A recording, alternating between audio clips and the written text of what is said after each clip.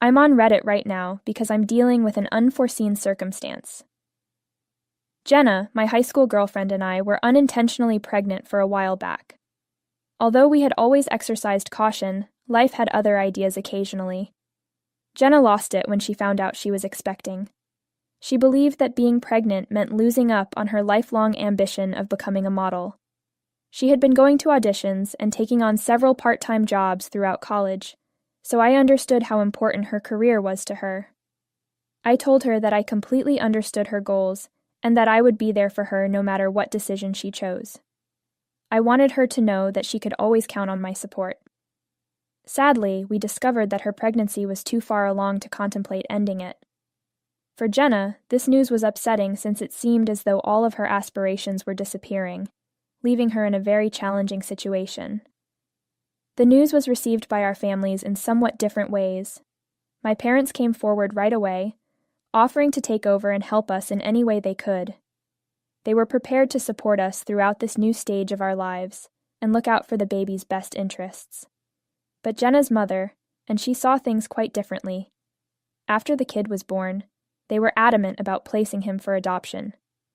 Mom thought this was the greatest way to make sure Jenna could keep going after her aspirations guilt-free, away from the shadow of parenthood. My folks and I were adamantly opposed to this notion. I told Jenna and her mother over and over again that I would be the one to raise the child, and that Jenna didn't need to help with our baby if she didn't want to. I made an effort to persuade them that we could work things out without having to give up the child. They persisted in believing that giving up the child and ending all contact was the appropriate decision, even after I gave them reassurance. Jenna was especially insistent, because she thought that if she handed the kid over to me, there was a possibility that I would attempt to get her involved in the child's life down the road. In order to ensure a clean separation and be free from any guilt or links going forward, she wanted to completely avoid any potential trouble. I begged for days, telling Jenna that I would never get in touch with her regarding the kid again once she handed up her parental rights. I assured her that she would never have to worry about the child again and could have a guilt-free life. She and her mother were eventually persuaded, and that is just what transpired. Following the birth of our daughter Amelia, Jenna made a full recovery and went back to living her life. I assumed entire responsibility for Amelia's care, together with my parents. It was difficult at first to manage my education and take care of a newborn, but I've never regretted my choice. For the remainder of my college career, I found great fulfillment and a feeling of purpose in watching my daughter develop and succeed. Jenna steered clear of me.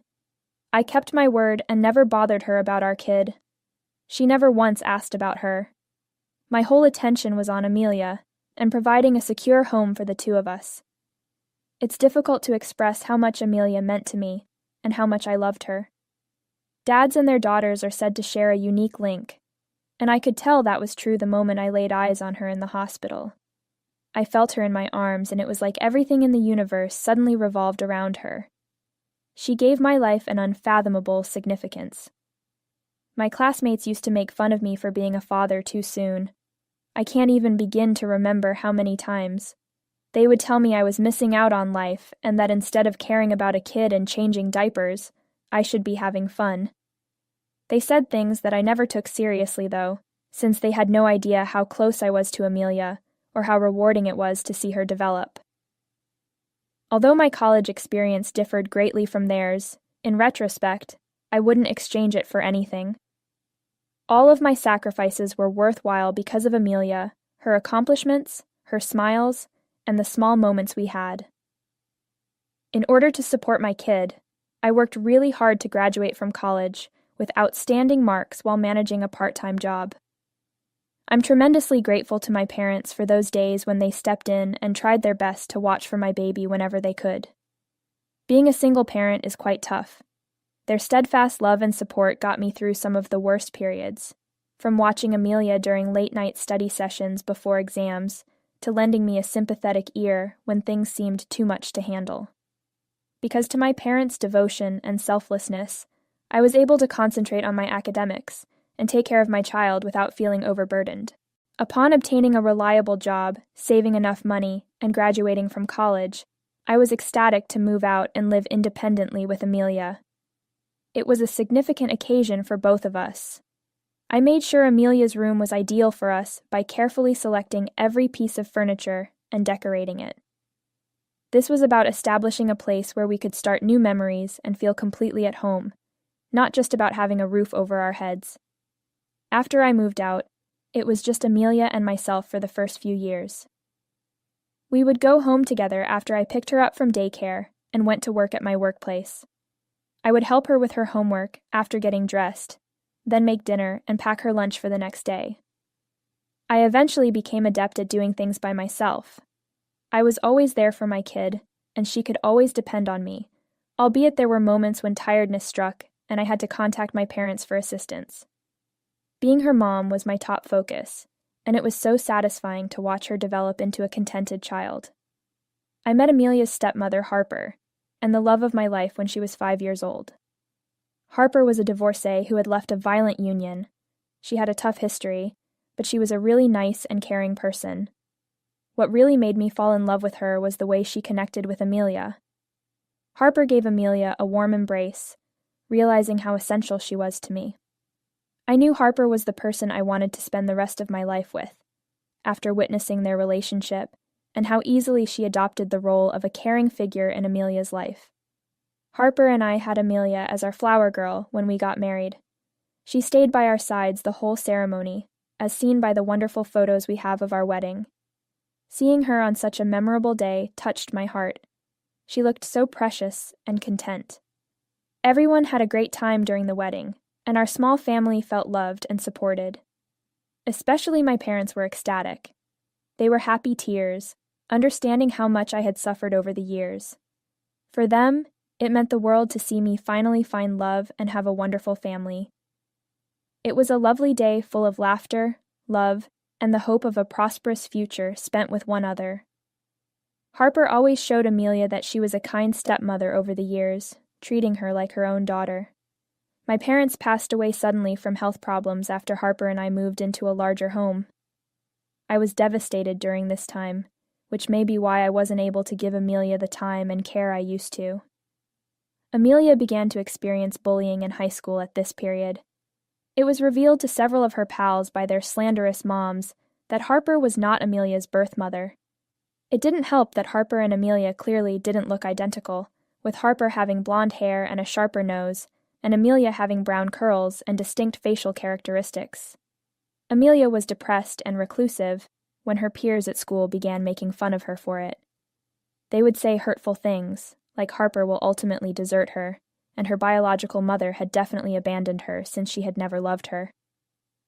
I had no idea what Amelia was going through at the moment. She didn't tell me how much she hurt until things got really bad. She was a private person. The principal's office called us one day to report that Amelia was accused of attacking another student and breaking her nose. I was quite stunned to hear this news. My daughter has consistently exhibited kindness and gentleness. Eager to learn what had transpired, Harper and I hurried to the school. We found out at the principal's office that Amelia had been the target of this other girl's constant bullying for a very long time. When Amelia was finally at her wit's end, she'd taken matters into her own hands, and in a fit of rage and despair, flung a stone at her torturer. I felt both sorry and angry when I learned about the bullying Amelia had to face. I was prepared to passionately defend my kid, and intended to face the other youngster and her parents immediately. But Harper, who's usually cool under pressure, was able to reassure me. I was furious, but Amelia's parents demanded that she apologize to the other girl. I vowed to sue them and the school for forcing my daughter to endure such prolonged mental harassment.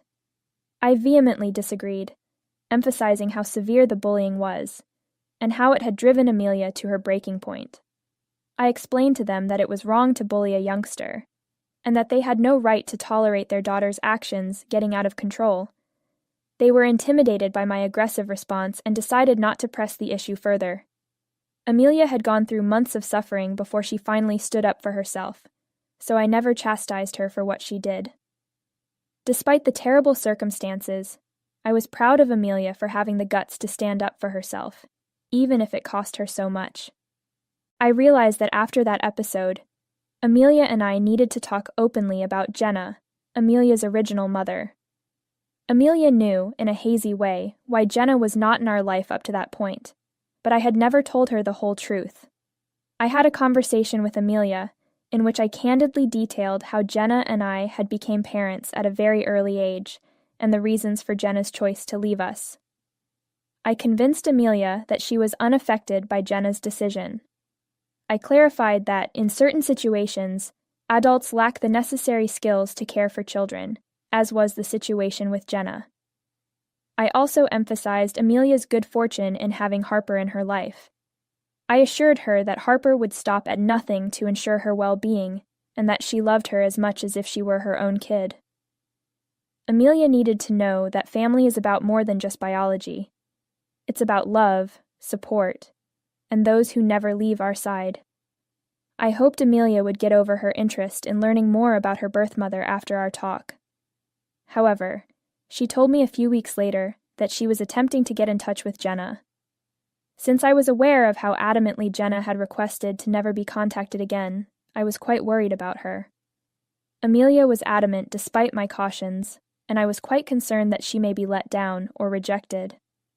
Amelia informed me with great excitement that her real mother was pleased to hear from her and wanted to get together when she eventually contacted Jenna. Jenna had never reached out to me regarding Amelia throughout the years, despite the fact that my contact details had not changed, so I couldn't help but be suspicious of this abrupt shift. I expressed to Amelia my skepticism and how hard it was for me to accept Jenna's renewed zeal. Amelia, though I had my doubts, was ecstatic and took Jenna's words at its value. She insisted on traveling alone and promptly arranged to meet her biological mother at a mall. I was determined to go with her, if only to see whether it was indeed Jenna and to see her off. Amelia reluctantly accepted my request. I took Amelia to the mall on the day of the meeting so she could meet Jenna. When we got there, I nervously looked over the throng, looking for Jenna, half expecting her to disappear. Amelia suddenly saw her. With excitement, she pointed, and I followed her gaze. Jenna was standing not too far away. They had a hearty embrace, and she looked genuinely delighted to see Amelia. Amelia's reunion with her biological mother was an odd time. I stepped aside to give them room while maintaining a close eye on them. Certain misgivings I had been dispelled when I saw Amelia's grin, and saw how she connected with Jenna. Amelia seemed to really value this meeting, so even though I had my doubts, I couldn't let her miss this opportunity to spend time with her birth mother. After their talk, Jenna welcomed me with grace and told me that she would take Amelia home. She seemed very serious as she thanked me for the chance to meet her kid. I chose to let them converse and give Amelia this crucial opportunity despite my mixed feelings. Like he had promised, Jenna took Amelia back home a few hours later. My daughter had obviously liked her time with her biological mother, since she was flushed with excitement. Amelia was excited to tell me how incorrect I had been about Jenna for all these years when I questioned her about their chat. Amelia stated that her biological mother appeared to be truly sorry for her actions and had expressed sadness over her choice to not be involved in our daughter's life. Amelia continued by telling me that Jenna wanted to be in her life right now, and Amelia herself desired this. Amelia's statements caused me to feel a mixture of feelings. A part of me felt happy that Amelia got along well with her birth mother, and that Jenna appeared to really regret what had happened. After all these years, a part of me was still wary, taking time to adjust to the abrupt change in Jenna's position. I couldn't help but wonder what this new link meant for our family, and how Amelia would be affected in the future. Harper told me that all we could do was hope that Jenna wouldn't hurt or negatively affect Amelia emotionally in the future, and that I couldn't control the situation. Amelia started seeing her birth mother for a few hours every other weekend as the weeks went by. I was initially in favor of Amelia exploring this new connection, but then I began to see a trend. Amelia would often ask me for money before heading out to see Jenna. When they first met, I thought it was for personal reasons, but it soon became apparent that Jenna wanted Amelia to cover the cost of their meals. Perplexed and worried, I questioned Amelia why Jenna declined to pay for these expenses. Amelia informed me that Jenna was having financial issues at the moment. But she also gave me the reassurance that her real mother was actively looking for work and will soon be in a better situation. Even though I thought this arrangement was strange, I decided to accept it for Amelia's pleasure. Without adding further strain or worry, I wanted to help her in keeping this relationship with her biological mother. Amelia's support and affection were my top priorities, even if it meant making some concessions along the road. But then I started noticing things going missing from the house. Little things at first, like Harper's treasured family cups and saucers that her grandmother had given her for her wedding. We laughed it off at first, figuring they may have been lost. But our alarm increased when my wife realized that some of her pricey items and underwear were now going missing from her wardrobe.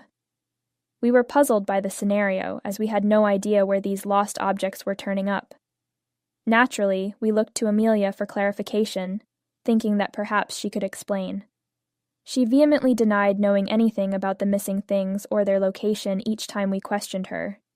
She said that I was probably exaggerating and chastised Harper for being irresponsible. At my wife's suggestion, I installed cameras in our common spaces in the hopes of catching any prospective burglars who could be stealing from us. Harper was having trouble finding her wedding ring one day. She usually left it on our bedside table before leaving for her workout at the gym. Since they were both priceless, and we wanted to protect them from any potential harm at the gym, I did the same with my ring. Harper looked all around when she got home, but she couldn't find her ring. When I arrived home, she was obviously unhappy and nervous. We made the decision to watch the security camera film jointly to see if it had any hints. We were horrified by what we saw when we watched the recorded video, and it made us doubt everything we had previously believed. It found out that Amelia would wander the house and grab items that weren't hers while we weren't around. Amelia came into our bedroom and we saw her come out holding what seemed to be my wife's wedding band. Amelia first denied any participation in the theft when I approached her about it. But I showed her the damning video in a composed manner. She knew she had been caught red-handed, and her countenance paled. I sensed her concern and politely requested her to give me an explanation. I was curious as to why she'd turned to stealing from us. Amelia started weeping when Harper questioned her about if she had also taken her underwear and clothing. At last, she admitted that she had been robbing Harper for months in an attempt to get even. She said to us that being married to Harper had made her despise it. Amelia said she wanted me to move on from Harper and think about making amends with Jenna, her birth mother, as she felt Jenna still had affection for me and regretted our split. Hearing what my daughter had said infuriated me. I told her she was being rather naive, and I tried to be tough but cool at the same time. I reassured her that Harper's connection with her birth mother was unrelated to my marriage, and that I was steadfast in my love and commitment to her. I made it clear that I couldn't change the past, and that she was being unjust and unrealistic in expecting me to leave Harper. Amelia became quite upset when I refused to give in to her demands. She exploded with rage, yelling that I was the one who had abandoned Jenna all those years prior, and that Harper would never be able to take the place of her real mother. She maintained that since she had always imagined having a family in which her biological parents were married to one another, I should at least make an effort to get in touch with her mother. Her tantrum gave me a serious shake. I told her how annoying it was to hear these immature requests after everything I had given up for her over the years, expressing my disgust. I told Amelia how much Harper had loved and cared for her throughout the years. I emphasized Harper's support, her willingness to make sacrifices, and her adoption of Amelia as her own daughter. I told her that for me to leave my wife for Jenna was unfair and rude. At this point, things with my kids started to get unsettling. Rather than acknowledge my unwavering position, she issued a startling threat. If I didn't leave Amelia right away, she threatened to falsely accuse Harper of grooming and sexual abuse. Her statements shocked and upset me tremendously. I had no clue whence such notions could have originated. Amelia continued by telling me that she had seen enough documentaries to know that I would lose my wife forever, and that Harper may end up in jail for life. This was a severe accusation, so I asked her whether she had gone insane. Amelia told me she would do whatever to make Harper's life as miserable as possible, but if I only started dating her original mother, it would all end.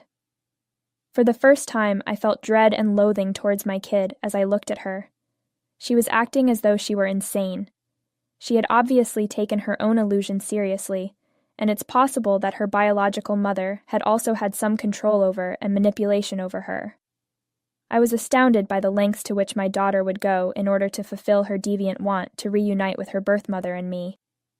My wife Harper told me right away that she could not continue to live with my daughter after discovering Amelia's propensity for fabricating allegations.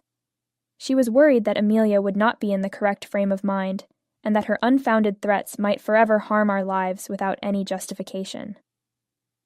I could see why she was upset, and I felt obliged to impart to Amelia a deep lesson on duty and accountability. I told Amelia that because she was going to become 18 soon, and had such a strong sense of trust in her original mother, I wanted her to move out right away and live with Jenna. I reasoned that she would never learn if I was gentle on her, after the way she had just threatened us. I told her that even though I could no longer let her live with us, I would still provide for her financially until she reached 18. I informed her that she would either have to pay for her own college tuition or turn to her cherished biological mother for support. It was then that Amelia learned Harper had established a trust fund for her, ensuring she would never have to borrow money for her studies. But, considering the situation, I didn't want my ungrateful daughter to benefit in any way, so we made the decision to deny her access to it completely. Amelia did make an effort to object and retaliate against my choice. She went so far as to threaten me further with damaging my life and job, but I ignored her. I requested that Jenna come pick up our daughter over the phone. When I questioned the shameless lady about why she had instilled these repulsive attitudes in our kid, she showed no signs of regret.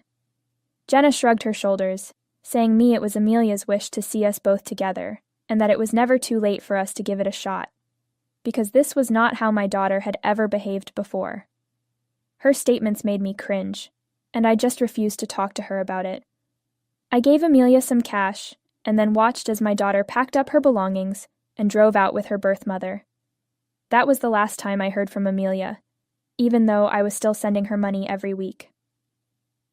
Upon my daughter's high school graduation, I discovered that she had been granted admission to a prominent institution on a partial scholarship.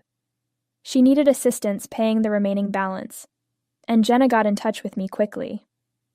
She informed me that since she didn't want Amelia to take out a student loan, I had to take responsibility and make the necessary payment. I informed Amelia that hundreds of students take out student loans each year to finish their school, and she need to follow suit to understand the value of perseverance. I also informed her that she need to take the lead since it was she who had instilled all those harmful concepts in our kid. For Amelia, I'd done more than enough. Since Amelia was now an adult, and any legal commitment would no longer stand against me, I knew that Jenna and Amelia could not even threaten to take legal action against me. This chat gave me some mental clarity. It was several months before she or my daughter communicated with each other. But yesterday, when Amelia contacted me sobbing, everything was different. She begged me to listen to her, sounding really upset. Even though I was in the middle of a crucial meeting, I continued to attend it in order to support my daughter. Over the phone, Amelia told me how she lost her spot at her desired university, since Jenna had not helped her get into it.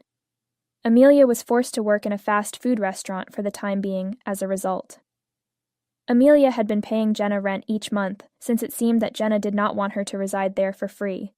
Amelia requested to return home with tears in her eyes, and apologized in person to Harper and me for what she had done.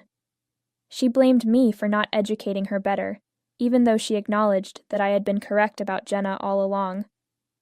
To be honest, my daughter's willingness to accuse my wife of such things makes it difficult for me to trust her again. Even now, the image of her accusing Harper of such things is still very much in my thoughts. She is still my kid, and I adore her despite this. I thus made her what I thought was a reasonable accommodation. I assured her that I would cover her rent every month, allowing her to look for another place to live. This would enable her to preserve her earnings rather than having to provide her mother her rent. I even promised her that I would support her through college at some point. But when my daughter heard this, she became enraged, and started insulting Harper and me. She said that I was useless, that I had never loved her, and that I even wished I had died. Her statement revealed to me just how little she had actually learnt in the previous few months. I stood by my choice and didn't cave in to her demands, even after her tantrum.